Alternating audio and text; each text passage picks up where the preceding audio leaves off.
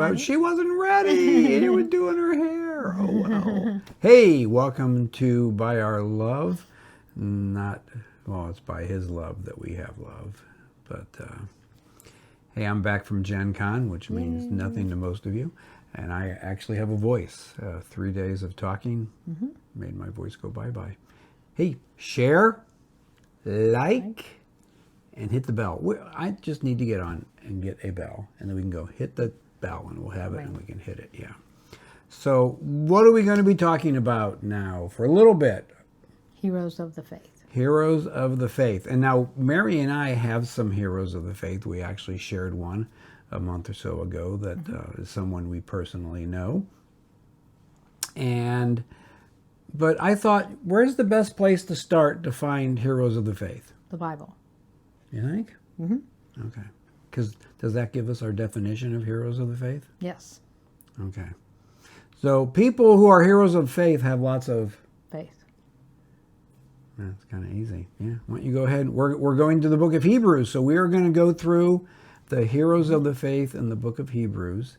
And we do this every week, taking one hero a week. Who is our hero this week? That would be Abel. Abel. You are ready, willing, and able. No, that's not what it's talking about. Abel. He is the first hero in the faith. Let's go and look at Hebrews 1 through 4. And let's start there, Miss Mary. Okay. Now faith is confidence in what we hope for and assurance about what we do not see. This is what the ancients were commended for. You want me to go on? I guess so. Okay. By faith we understand that the universe was formed at God's command, so that what is seen was not made out of what was visible. And by faith Abel brought God a better offering than Cain did. By faith he was commended as righteous when God spoke well of his offerings, and by faith Abel still speaks even though he is dead. Hebrews 1 should be 3. Hebrews that should be 11. I got a 1 there. Hebrews 11, 1 through 4. So first hero of the faith is Abel. Abel. And what was the deal with Abel? Well, God wasn't happy with his offering to him. God was not happy with Abel's offering. Yeah. God, that's why he's a hero of the faith? Oh, I'm sorry, Cain. He wasn't, I apologize. God was not happy with Cain, who killed Abel, because Cain. That's why, Cain did not give the right offering. How did they know what offering to give? Well, I'm sure God told them. Do we know? We don't really know. The Bible's not real specific about that, but God is a God of love, and I don't think he would expect somebody to know what he wanted, what he commanded, if he didn't lay it out for him. Tell him. So you kind of think they were told what to do. Yeah. And let's go. You know what? Let's not debate something. Let's go straight to the Bible. Let's go to Genesis chapter 4, 2 through 7, and let's see what's going on with the Cain and Abel story. And I will go ahead and start reading. Mr. Dyslexia, this should be an experience. You never know what's going to happen with me in reading. Now Abel kept flocks, and Cain worked the soil. And in course of time, Cain brought some of the fruits of the soil as an offering to the Lord.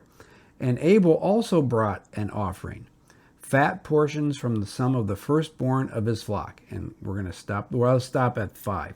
And the Lord looked with favor on Abel and his offering, but on Cain and his offering he did not look with favor. So Cain was very angry, and his face was downcast. So what do you see? 2 things that stand out there. First, we don't know why they're bringing the offering, do we? No. So to you, let's see. I have 2 things here that stand out to me, and let's see if Miss Mary here can grab onto them. I will help you. The first thing is in verse 3, and the second thing is in verse 4. That really narrows it down.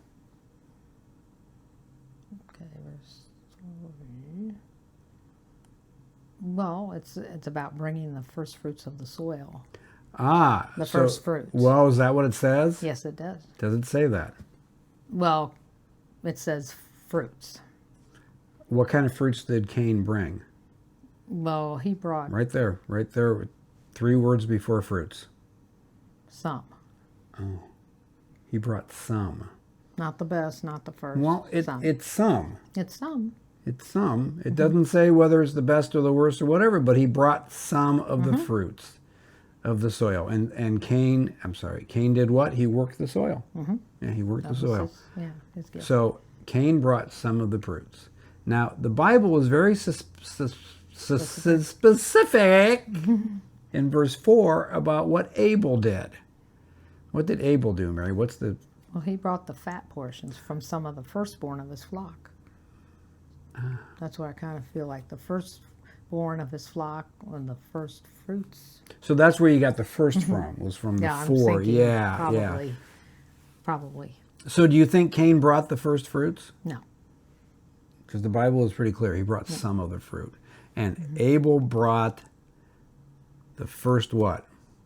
He brought the firstborn. Firstborn. That's a big deal in the Bible. It's kind of like the lambs, right? Without blemish. When was brought. That law was you had For to what kind bring of sacrifice was that? a sin offering. Sin offering, yeah. Now, do we know if this was a sin offering? No, no, it doesn't we say. don't. So we know right off the bat that Cain brought some of the fruit, and Abel brought the firstborn and the fat portion. So Mary, why don't you go ahead with verse 6 and see where we go from here. Okay. Then the Lord said to Cain, "Why are you angry? Why is your face downcast? If you do what is wrong, will you not be accepted? But if you do not do what is right, sin is crouching at your door. It desires to have you, but you must rule over it." You have a misread there on verse 7. If you do what is right, you will not be accepted. I'm sorry. Did I say wrong? I apologize. I'm having trouble with words today. And that's okay. If you do what is right, will you not be accepted? So essentially, what is God telling Cain? That as long as you do what's right, you don't have anything to worry about. But you better watch yourself. So was there something wrong with his offering then? Yes. Yeah, there was something Obviously, wrong. there was something wrong. And he knew it. Yeah. So what was the end result of this? He killed his brother. Yeah. Now, I personally think that Cain had a heart issue. That he had a heart issue. How do we know that? Because, well, we see that later on in the story. He kills his brother. There's a heart issue. There's something wrong. That's Jealousy or something. Yeah, it's a major heart issue. Big time. That doesn't say anything about whether Abel held anything against his brother. But Abel, let's go back to heroes of the faith. Abel is a hero of the faith because... I would say because he obeyed God and gave the first flocks. Yeah, the first portion, the firstborn, the first everything. So he was obedient. If you are obedient to God, you are going to be more what towards people? And what's the name of our channel? Loving. You're going to be more loving towards people. Literally, God does not allow us to hate, does he? No. No, we shouldn't hate. Now, does God ever hate? He hates sin. Yeah, he hates sin. So, so Abel, hero of the faith, because of his faith. And he paid for it big time. His brother took him out in the field. I don't understand. If we read that part of the story, and you can go, it's in Genesis 4, starting with 8. He takes Abel out in the field, like, what, God can't see him out in the field? God can see him there. Yeah. So Abel, hero of the faith, number 1, because of his great faith. And Mary, you say because of his obedience. So do you think he loved God more than Cain? I would say so. What would make you say that? Because of what he did, because of his offering. It was kind of like Abel was maybe holding back, maybe. Yeah. And so then he got angry with God. And says, You ever get angry with God because you've done something you know is wrong, and then you get caught doing it? It's like, that was wrong, but I'm mad because I got caught. Yeah, he get caught. Not because I thought I was doing the right thing. I got mad because I got caught. Yeah. So Abel, hero of the faith. Next week, we will go on to the next one in verse 11, unless something else comes up. But we are going to stay on these week to week, unless we have a little segue going. So, by our love, love him, obey him. Is it a burden to obey God? No. Are our lives better obeying him or better disobeying him? Better obeying him. Yeah. Not always easy, but better. Yeah. And yeah. also we should obey him.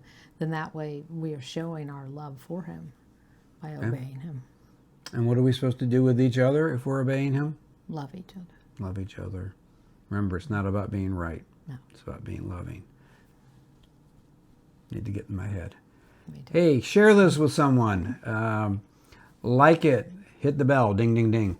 But, let's share with others what if this has blessed you. So, Hero of Faith Abel. Hey, everybody.